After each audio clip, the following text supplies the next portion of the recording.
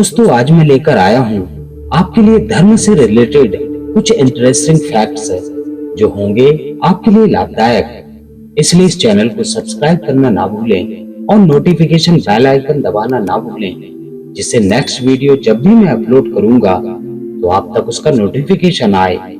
तो दोस्तों, आज का विषय है, क्या शिव और अल्लाह एक ही हैं और ये हमसे क्या चाहते हैं?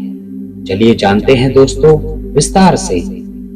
कुरान के मुताबिक अल्लाह का कोई स्वरूप नहीं है, यानी वह सूक्ष्म भाव से पूरे ब्रह्मांड में मौजूद है।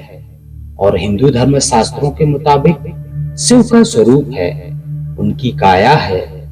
तो इससे यह स्पष्ट हो जाता है कि शिव और अल्लाह एक नहीं है। अगर हिंदू धर्म शास्त्रों के मुताबिक अल्लाह की तुलना ब्रह्मा से की जाए तो यह बात कहीं स्पष्ट है कि वो एक ही हैं। तो चलिए जान लेते हैं दोस्तों, शिव और अल्लाह का स्वरूप एक दूसरे से अलग क्यों है। अल्लाह जो ब्रह्मांड में हर जगह मौजूद है और जो अनंत है और अपने सूक्ष्म भाव में मौजूद है, कुरान के मुताबिक अल्लाह ही है जो ब्रह्मांड में हो रही हर गतिविधि, हर चीज के वजूद के जिम्मेदार हैं। तो यह बात कहना गलत नहीं होगा कि अल्लाह का कण कण पर पूरा नियंत्रण है, मानो वो उनके शरीर का हिस्सा हो। वह अनंत ऊर्जा के मालिक हैं, उनके लिए कुछ भी असंभव नहीं। वहीं दूसरी ओर शिव ब्रह्मांड की वह एक इकाई है जो पूरे ब्रह्मांड में समापित है, समस्त शक्तियों के मालिक हैं, पूरे जगत की देखरेख का भार अपने सर लेकर चलते हैं। शमशान में बैठा यानी वह एक स्थिर पर्वतीय जो संतुलन में विश्वास रखता है, यानी वही जिम्मेदार है जो हर एक इकाई को संतुलित कर देता है। तो चलिए जानते हैं दोस्तों, ये हमसे क्या चाहते हैं, जगत वासियों से क्या चाहते हैं। दो मार्ग हैं, एक अधर्म का और दूसरा धर्म का। जीत हमेशा धर्म की ही होती आई है, एक दिन सब नष्ट होना ही है।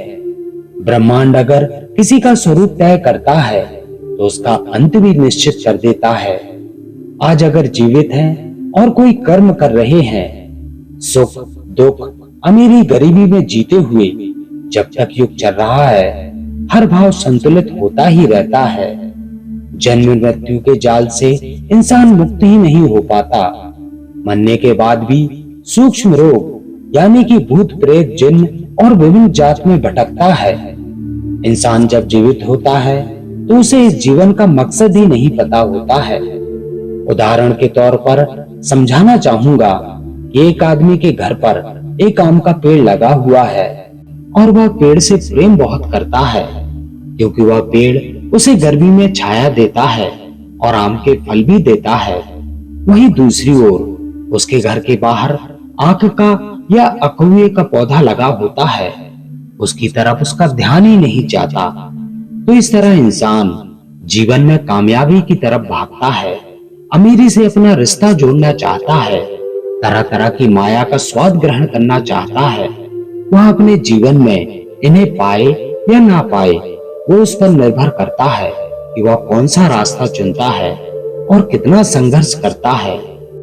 कामयाबी की तरफ आगे बढ़ना, अपनी उन्नति करना और सही मार्ग पर चलना, ये सब सही है, लेकिन इन्हीं सब चीजों से अपना रिश्ता जोड़ लेना गलत है।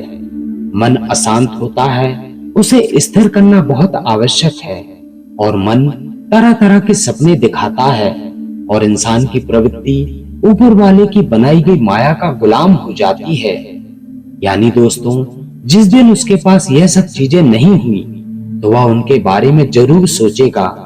बस यहीं पर इंसान अपनी दुर्गति कर लेता है। वह जीवन अच्छे से व्यतीत करता है और आखिर में ऊपर वाले को अपनी भक्ति से प्रकट करता है कि हे प्रभु, मैं तेरा भक्त हूँ, मुझे अपनी शरण में वापस लो। लेकिन उसका मन अशांत और अस्थिर होने के कारण वह यहाँ तक नहीं पहुंच पाता। इसलिए जीवन में सही मार्ग पर आगे बढ़ते हुए, अपना कर्तव्य पूरा करते हुए दुनिया की सारी सांसारिक मोह माया से रिश्ता तोड़ देना चाहिए। और अंत में मरते समय जैसा ब्रह्मांड स्थिर है, बिल्कुल वैसा ही स्थिर बनकर उसमें विलीन होने की कामना करनी चाहिए। तो मित्रों, आशा करता हूं कि मेरा यह वीडियो आपको पसंद आया होगा। वीडियो को लाइक करें और हमारे चैनल को सब्सक्राइब करें ताकि मेरे आगे आने वाले वीडियो आप तक समय पर पहुंच सके। अपना ध्यान रखें मित्रों और स्वस्थ रहें, अच्छे से रहें और खुश रहें। जल्द ही मिलते हैं एक नए विषय के साथ। तब तक अपना ख्याल रखें। आप सभी को जय श्री कृष्ण।